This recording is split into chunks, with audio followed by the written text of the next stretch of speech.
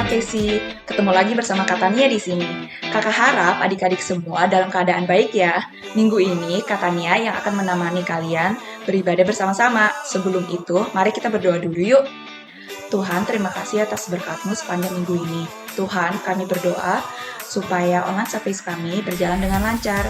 Tuhan, berikanlah kami semangat dan kerinduan untuk memuji dan memuliakan nama-Mu.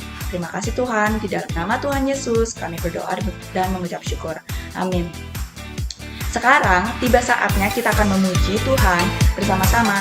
Yuk kita semua bangkit berdiri, kita mau bernyanyi dan menari bagi Tuhan. Let's go!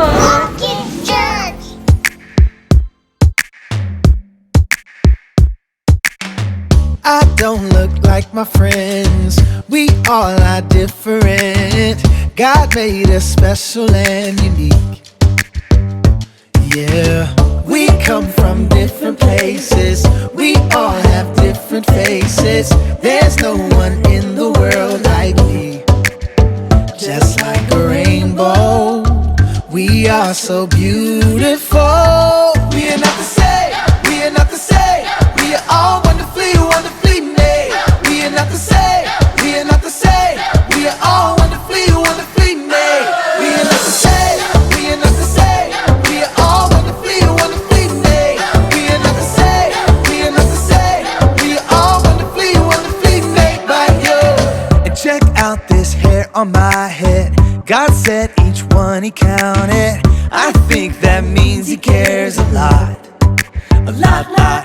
And I know it doesn't matter walking or in a wheelchair. I am His child and I am loved, so I trust Him no matter what. We are not the same, we are not the same.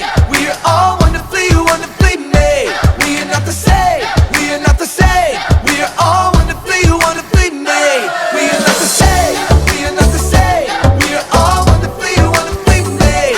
We are not the same, we are not the same. We are all wonderfully, wonderfully made by you. God makes no mistakes. Nobody's body is the same. Like stars in the sky, we are the apple of His eye. God makes no mistakes. Nobody's body is the same. Like stars in the sky, we're His design. We are not the same, we are not the same. We are all wonderfully, wonderfully made. We are not the same, we are not the same. We are all wonderfully, wonderfully made. We are not the same, we are not the same. We are all wonderfully, wonderfully made. We are not the same, we are not the same. We are all wonderfully, wonderfully made. We are not the same, we are not the same. We are all wonderfully, wonderfully made. We are not the same, we are not the same. We are all wonderfully, wonderfully made by you.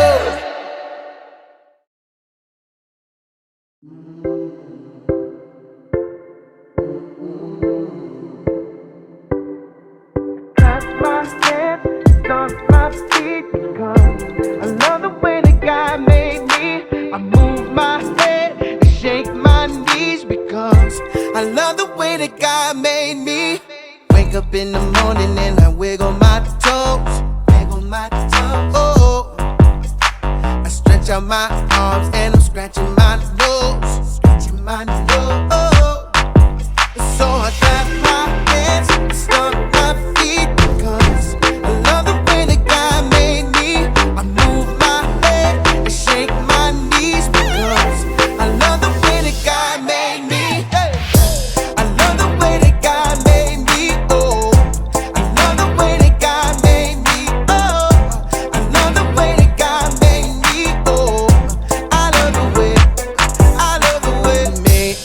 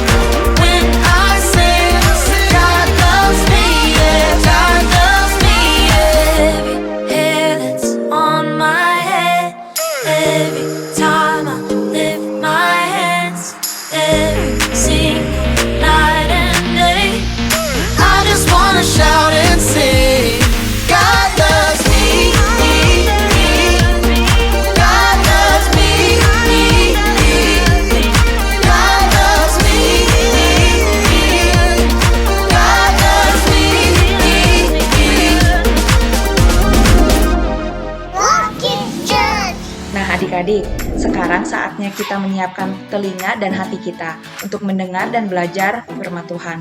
Dan sebelum itu, mari kita berdoa. Tuhan Yesus, terima kasih telah memberikan kami semua kesempatan untuk memuji dan memuliakan nama-Mu. Sekarang saatnya kami mendengarkan firman-Mu. Tuhan, urapi setiap hati dan telinga kami, supaya kami bisa sungguh-sungguh mendengar dan mengerti semua perkataan-Mu. Terima kasih Yesus. Haleluya. Amin.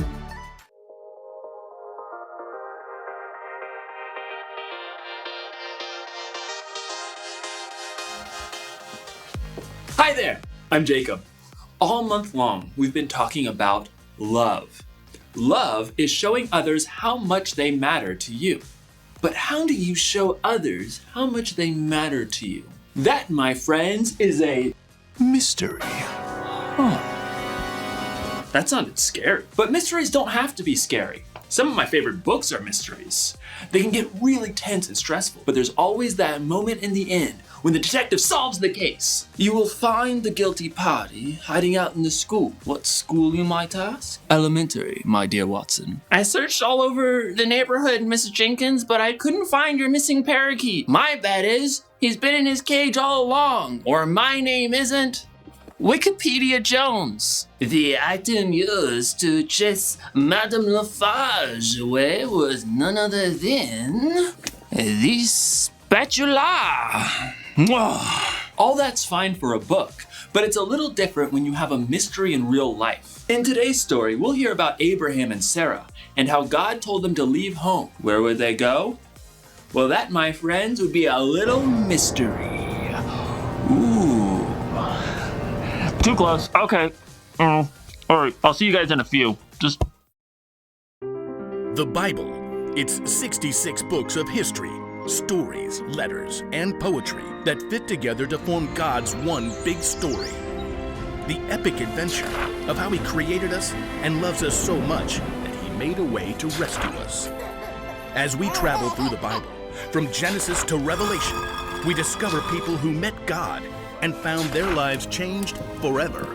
Now, for an amazing story, inspired by the book of Genesis, chapters 12 and 15. When Adam and Eve turned away from God and broke the loving rule God had given them, sin had entered the world. People no longer had a perfect relationship with God or each other. I wish you weren't my brother. Their family grew. Tribes and cities began to fill the earth, but almost no one followed God. People looked out for themselves instead of each other. During this time, though, one man did walk faithfully with God. Noah. Yes, God? People have filled the earth with their harmful acts. I'm going to put an end to it. God instructed Noah to build a huge boat. I'm going to bring a flood on this earth, but I'm going to make my covenant with you. God told Noah to bring his family and 2 of each animal aboard the boat so that they would be saved. Then rains came and washed over the earth for 40 days. And when the waters finally receded and new life began to grow again, Noah and his family returned to dry ground. Thank you, Lord. Then God set a rainbow in the sky and promised to never again flood the earth. Noah's family grew, and once more people began to fill the earth. Few of them listened to God, though. They had no room for God's love in their hearts, wishing only to put themselves first. In the midst of all this, God still had a plan to show deep, deep love to people. He chose a man named Abram who lived in the land of Haran with his wife, Sarai. Abram. Who is it? It must have been a surprise for Abram to discover that the God of the entire universe wanted to speak with him. But Abram couldn't deny the compelling, loving voice that called him. Go from your country, your people, and your father's family. Go to the land I will show you. But I'm 75 years old. Why would I leave everything that I know? I will make you a great nation, and I will bless you. I will make your name great.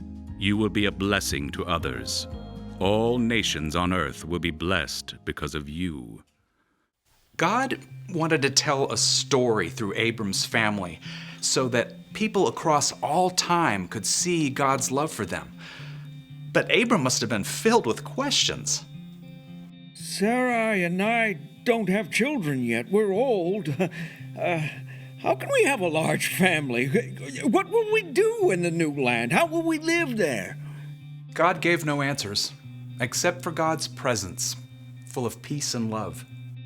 All right, God. We'll go. Abram and Sarai, later called Abraham and Sarah, packed up all they had: chests and boxes, platters and blankets, sheep and cattle and goats. Oh, Abram, I hope you know what you've heard. God called us. I can't tell you how, but I know. His voice, it was so full of love. But me have a baby. Just look at my wrinkles. So Abraham and Sarah and their whole household set out on a very long journey. They covered almost 1,000 miles until they reached the land of Canaan. Here! This is it! Maybe so, but I'm still not sure about the baby part. The land opened up before them, wide and rolling. Abram found a tree in Moreh that branched overhead like a sheltering roof. God? We're here. We came all this way. What now? I will give this land to your family who comes after you. Thank you. I just needed to hear that again. Carefully, Abraham piled up stones to form an altar in honor of God. This will stand as a reminder of all that you've promised, Lord. Over the years, Abraham and Sarah made their home in this new land. Abraham made some wise choices and some poor ones, but still, God blessed them with some very good things. I won't say this necklace isn't beautiful, Abraham, but what good is silver and gold if we've got no one to give it to? You know, God promised us a family. Years ago. You really think I can have a child now? I know it seems impossible, but... That night, the Lord appeared to Abraham in a vision. Do not be afraid. I am like a shield to you.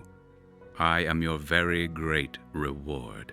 I know, Lord, but we still don't have any children. When I die, everything you've given us will go to a servant. The Lord led Abraham out of the tent. The night sky stretched overhead. Look up at the sky. Abraham craned his neck to look up. Stars wheeled in the night, vivid points of light. They spun out in layer after layer, reaching into the vast depths of space. Count the stars if you can. Abraham's breath caught in his throat. I can't. No one could. As many stars as filled the sky, that's how many children will be born into your family. God's voice was deep and sure, filled with the same love that had drawn Abraham and Sarah from their home years before. Yes. Yes, God. I believe you. It would still be years to come, but God in love would keep that promise to Abraham and Sarah. It was the first step in a plan to show love not just to their family, but to the entire world.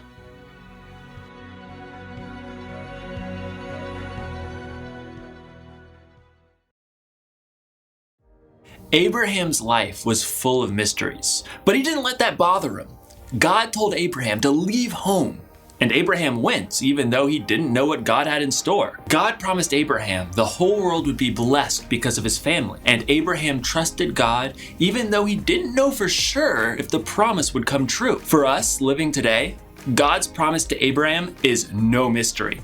We know that it came true because thousands of years after Abraham, one of his family members was born in the town of Bethlehem.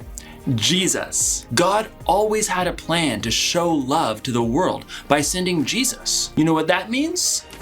It means God still has a plan to show love to the world. God has a plan to make things right. That's true no matter what's going on in your life or in the world. And you can be a part of that plan by trusting God and sharing God's love with others. You can help solve the case.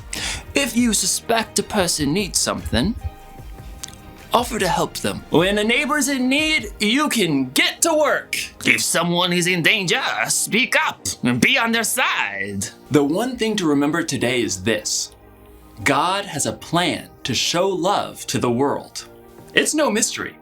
You can trust God no matter what. Well, that's all I have for you this month. We'll be back next month with something brand new. You want to know what it is? Shh. Sorry. It's a mystery. See you next time.